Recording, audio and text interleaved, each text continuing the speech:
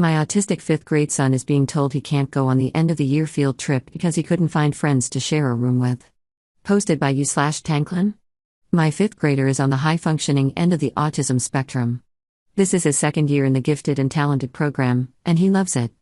He has made 3 quirky friends, which may not sound like a big deal, but his birthday parties from kindergarten through 3rd grade were family only because he knew no one would come. The 5th grade has a field trip every year. It's 3 days away doing fun activities like ziplining, rock climbing, hiking, and things of that nature. My son wasn't sure about going at first because new things make him nervous, but my older kids convinced him to go, and he's excited about it. He went to all of the meetings, and the last meeting was where they had to finalize their groups. They sleep in a cabin, and there are 4 boys to a room with 2 bunk beds. You can have 3, but aren't allowed less than 3 or more than 4. None of my son's friends are going on the trip because of other issues. One has sensory issues and hates the outdoors, another has autism and obsessive-compulsive disorder, and the other has a mom who doesn't feel comfortable with her son going if she can't chaperone because he has meltdowns, but my son put himself out there and found a group. 2 of the 3 boys are friends with my older son because they have played flag football and baseball together, so it was probably a pity invite, but my son didn't care. He had a room with kids he knew would be nice to him because of his brother. During the meeting, these 2 boys told my son that he couldn't be in their room anymore because the 3rd kid's best friend decided to join their group instead. My son said okay and searched for other groups. When he couldn't find one, he told the coordinators that he didn't have a group, and they called up the kids who only had 3 people in their groups. There were 2 groups of boys that only had 3 people, and all 6 of the boys said they didn't want to share with my son. From what my son says, the teacher tried to convince them, but they all said that he was weird, and they didn't want him in their rooms.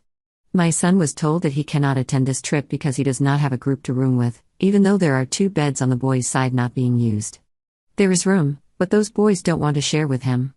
My son suggested sleeping in a sleeping bag in the room of the 2 boys who invited him to join their group originally, but was told that wasn't allowed because the maximum is 4 to a room. My son is extremely disappointed.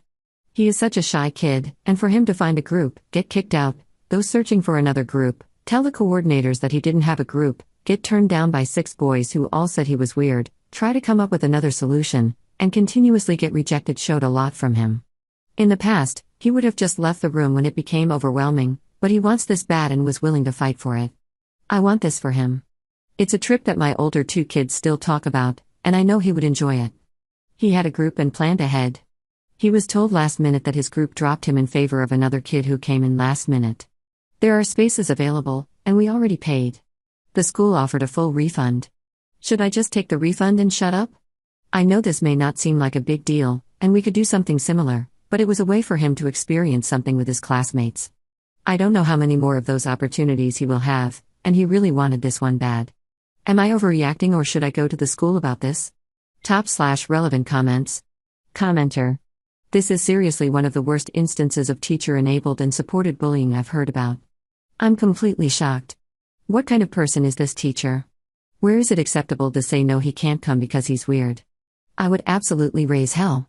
Ops response. My son didn't even mind the weird comment. He gets that a lot, but I was pissed the teachers and principal let the boys all call him weird in front of everyone. This was very public. My son went to the front of the room and they called all 6 boys up to the front. They proceeded to call him weird and loudly declare that they weren't sharing a room with him. Even if they were going to give the boys input, they could have made it more private, and should have addressed the comments they made to him. Instead, they shrugged their shoulders and told my son they couldn't do anything if no one wants him in their group. Maybe the boys got talked to later and we aren't aware of it. I wasn't there, but my son gives very detailed explanations and even brings his notebook to every single meeting to copy down any important information. To me, it sounded like they allowed him to be bullied and did nothing about it. Commenter 2. Fight this. I cannot imagine the heartbreak he is experiencing or will experience due to this. This is their trip to organize, they better put their thinking cap on and get their asses in gear. If they won't, I would go public with this. They will not want this to get out, because it would blow up. Ops response. He was so upset. He kept saying, I really tried. It sucks. He did everything that he was supposed to do, even though it made him uncomfortable. Last year he would have cried, waited for me to come pick him up, and would have wanted me to handle it. He didn't do any of that. He was upset but moved along and kept trying. That's exactly what we want from him, and it still wasn't enough. It's frustrating. Up to another commenter. I don't typically raise a fuss either. When my son was excluded every year by kids who handed out birthday invites in class, I explained to him that not all kids get invited to parties, and kids can choose to invite who they want. The other kids were breaking the rules, but I didn't think that was worth fighting over. Seeing how sad my son was made me so angry. He kept saying, "I really tried," and it broke my heart. He did try. He used every resource available. He didn't sit and cry when he got upset. He didn't wait for me to pick him up to let me handle it. He tried, and that wasn't good enough. Commenter 3. Nope, this is nuts. The boy who joined last minute should have been tasked with finding another group, not your son, who was already in one. I certainly wouldn't take this as a done deal. There are spots available. You guys already paid for the trip. He is entitled to one of the spots, whether the boys like it or not. Reality is, they're going to be in that room to sleep, that's it. He can spend copious amounts of time with the other boys he wanted to room with, if they refuse to move the last-minute add-in. Ops response. They also do activities with their roommates. They all do the same activities, but not at the same time, so the first day they'll call rooms 1 and 2 to go hiking, rooms 3 and 4 to go ziplining, etc. I agree that the boy who joined last minute should find a new group, but they told the kids from the start that rooms aren't set until finalization day. My concern about forcing it is that the boys will target my son when sharing a room. Commenter 4. Honestly, I would touch base with the parents of the other 6 boys, and the boys that kicked him out of their group. If I found out that my son was doing this to another kid, I would sit him down and have a talk about empathy. Sometimes you and your buddies have to spend the weekend bunking with the weird kid. Sometimes you are the weird kid that nobody wants to bunk with. 95% of the time my son is the weird kid. Also, does your son have an IEP or 504? If so, this could potentially be a violation of FAPE. Especially where he is qualified, has done everything on his end, but is being excluded by his peers and teachers because his disability, autism, is weird to them. Full disclosure, I teach special ed and this kind of exclusionary BS pushes my buttons so hard. Ops response. He does have a 504 plan. I would assume they will argue that he is being excluded because he doesn't have a group, and not because he has autism, but he doesn't have a group because he has autism.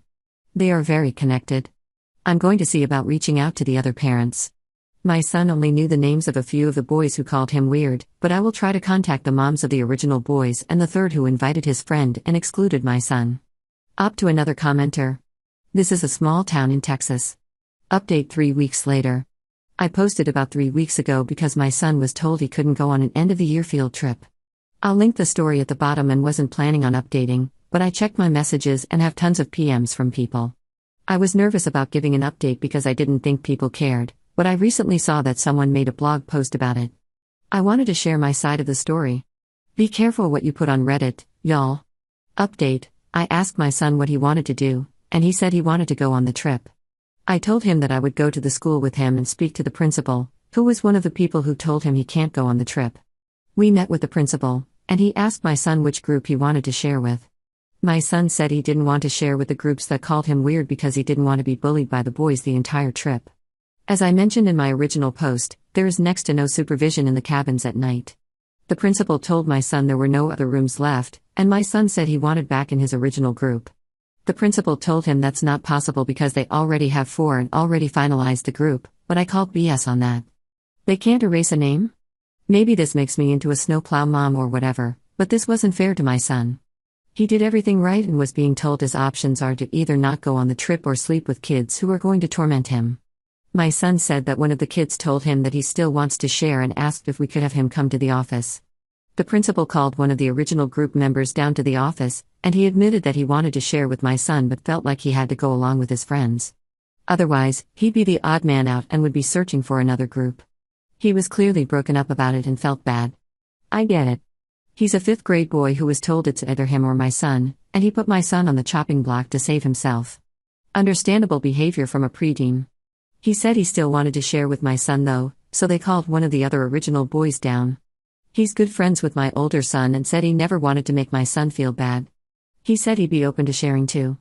The principal decided to put the 3 boys back together and then called the other 2 boys, the ringleader and the late-to-the-party kid, to the office after we left. He said he was going to tell them that they had to pick another room, either the room with my son and the 2 boys willing to share with him or one of the other groups of 3. They ended up splitting into the other groups of 3. I was worried about bullying for having his mom get involved or for ruining the trip, but they are going to keep the other boys separate. The kids go on adventures with their bunkmates and the kids in the room next to them, so they are going to make sure the other boys are far from my son. Big group activities are all supervised, and we told our son to call us if anything happens and he wants to come back home. It'll be a long drive, but it'll be worth it if he isn't comfortable being around those kids. Thanks for all the comments. When you parent a kid with special needs, it is hard to know if you are overreacting or not. I'm glad that most people think I was right to be upset about what happened. The next step is changing the program so no other kid has to go through this. My twins did, but had no issues, so I didn't think to speak up. I have been regretting that decision and have serious mom guilt about not stepping up sooner. I will do whatever I can to make sure no other kid is humiliated in front of his peers and called names while staff watches. I don't know how they can change the process to make it less harsh on kids without friends, but something needs to be done. This can't happen ever again. And yes, I could have taken my son camping after, but he wanted to do this and do it without me. His siblings got to, and I don't know how many normal middle/high school experiences he'll get. He's getting this one. Top/relevant comments. Commenter. 5th grade teacher here. We usually just assign rooms based on people getting along. Of course, letting them pick would lead to this. We let them privately submit 3 requested bunkmates, so we can usually at least accommodate one of the requests, but we don't take any input beyond that. I also found it a bit alarming that there isn't much supervision in the cabins. Sounds like a liability issue waiting to happen. Hope he has fun. 5th grade camp is the best. Commenter 2. I'm glad it got sorted, but I'm still angry it got to this. The school handled it terribly. What would have happened if the boys hadn't agreed? They still put entirely too much power in the kids' hands. The whole thing leaves a nasty taste in my mouth. You got the desired outcome, though, and I'm sure your boy will have a wonderful time. It might be worth writing to someone on the board about the situation after the trip has happened, in the hopes that attitudes or policies might be changed slightly. Ops response. That's the plan? I still didn't like the way they handled it, but I kept my mouth shut because my son was happy. It still isn't right, though.